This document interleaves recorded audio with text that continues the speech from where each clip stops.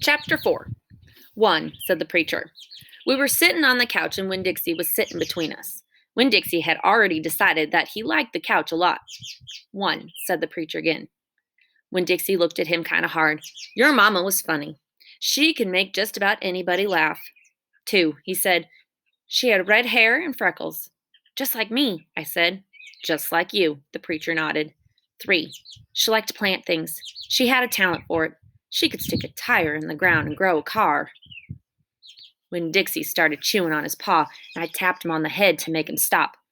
4, said the preacher. She could run fast. If you were racing her, you couldn't ever let her get a head start because she would beat you for sure. I'm that way too, I said. Back home in Watley, I raced Liam Fullerton and beat him, and he said it wasn't fair because boys and girls shouldn't race each other to begin with. I told him he was just a sore loser.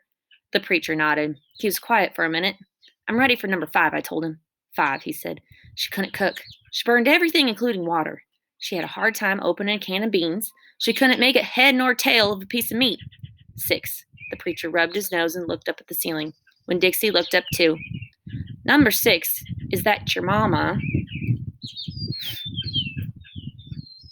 Number 6, is that your mama loved a story. She could sit and listen to stories all day long. She loved to be told a story. She especially liked funny ones, stories that made her laugh.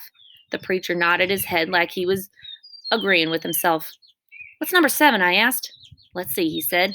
She knew all the constellations, every planet in the nighttime sky, every last one of them. She could name them and point them out, and she never got tired of looking up at them.